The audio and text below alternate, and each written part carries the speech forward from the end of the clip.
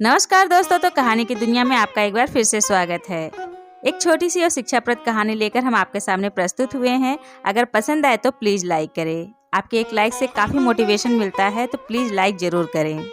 आज की कहानी का नाम है सोशल मीडिया की कृपा। श्यामलाल जी सुबह फ्रेश होकर कंधे पर तौलिया डालकर नहाने बाथरूम में प्रवेश करने ही वाले थे। अम्मा जो अभी अच्छी भली बाहर बरामदे में बैठकर धूप सेक रही थी, उनके करुण क्रंदन ने उन्हें बाहर आने पर मजबूर कर दिया। श्यामू, ओ श्यामू, बाहर निकल, तेरे घर में मेरा गुजारा नहीं है। बेटा तू ऐसा कर, तू मुझे गंगा घाट पर ले जाकर फेंक दे। तेरी मेहरारू 2 रोटी भी नखरे के करके खिलावे है। अब मैं गंगा में डूबकर मर जाऊंगी।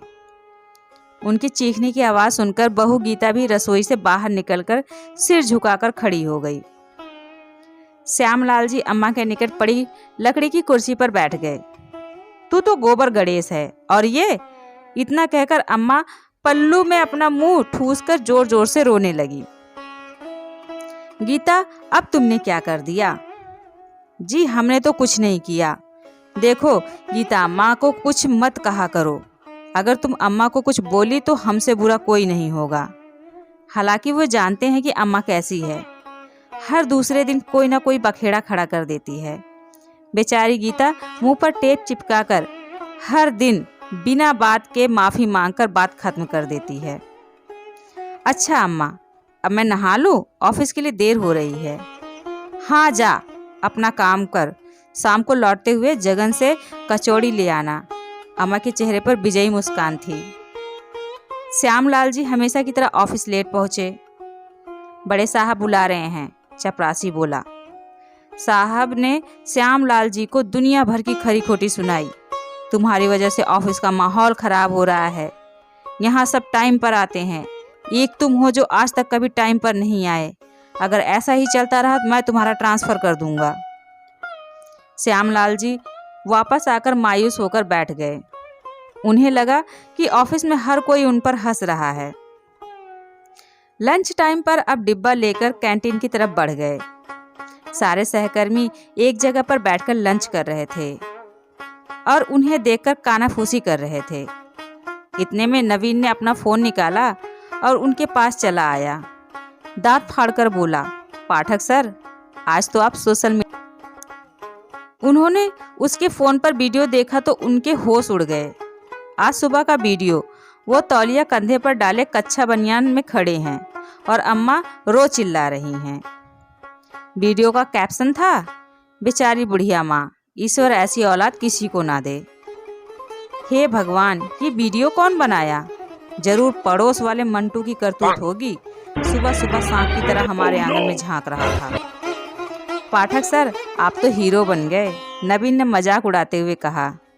तभी शर्मा जी उठकर आए और हिकारत भरी नजरों से श्यामलाल जी को देखते हुए बोले, पाठक, जिस घर में बुजुर्गों का अपमान होता है उस घर में बरकत नहीं आती, ईश्वर रूठ जाते हैं। श्यामलाल जी चुपचाप जमीन पर नजर गड़ाए बैठे थे कि पीछे से मालती मैडम बोली, पाठक सर, आपका फोन बज रहा है। फोन उठाकर कान पर लगाया। उधर से गीता की घबराई हुई आवाज आई, जल्दी से घर आइए।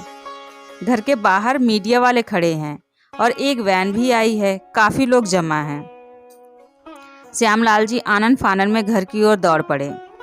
घर पहुंचकर देखा तो उनके घर के बाहर स्थानीय मीडिया वाले खड़े थे और काफी भीड़ थी। नवजीवन वृद्धा आश्रम की वैन उनके घर पर आ चुकी थी। उनके कदम रखते ही मीडिया ने सारा फोकस जमाया है। यही है वो जल्लाद बेटा, जिसकी वजह से उसकी माँ अब जीना नहीं चाहती है। नवजीवन वृद्धाश्रम वाले उन्हें फटकार लगाते हुए कहने लगे, एक माँ पूरी जिंदगी अपने बच्चों को पालती है, पर तुम? ऐसे बच्चों से तो इंसान बे औलाद मर जाए। श्यामलाल जी ने नम्रता पूर्वक हाथ जोड़ लिए। मैं अभी अम्मा को लेकर आता हूँ। अम्मा बाहर आओ, ये लोग तुम्हें लेने आए हैं। अम्मा सिर पर आंचल संभालते हुए बाहर चली आई। मुझे कौन लेने आया है? अम्मा बाहर आकर भीड़ को देखने लगी। माताजी, आपको किसी से डरने की कोई जरूरत नहीं है। आप खुलकर अपने बेटे बहू की करतूत? अब इन्होंने क्या कर दिया? ये दोनों आपको तंग करते हैं? ये तुमसे किसने कह दिया? आप खुद ही कह रही थी कि मुझे गंगा घाट पर ले जाकर फेंक दें। तेरी बहुरिया 2 रोटी देने में बहुत नखरे दिखाती है। देखिए इस परेशान माँ को, जिन्हें 2 रोटी के लिए भी तरसना पड़ रहा है। जिस जमीन पर माँ के कदम पड़ते हैं उस जमीन को चूम लेना चाहिए। यहाँ तो उनकी औलाद ही उनके पैरों तले जमीन खींच लेना चाहती है। अम्मा असमंजस में खड़ी रिपोर्टर का मुंह देख रही थी। अचानक उन्होंने उसका माइक खींचकर उसके गाल पर एक चांटा जड़ दिया। तू बड़ा आया, मेरे बेटे बहु परेशान करते हैं। मैं हट्टी कट्टी तेरे सामने खड़ी हूँ, उनकी ये औकात ही वो मुझे परेशान करे। मीडिया वाला अपना गाल सहलाने लगा। अम्मा ने चिल्लाकर उनकी 7 पुश्तें गिन दी।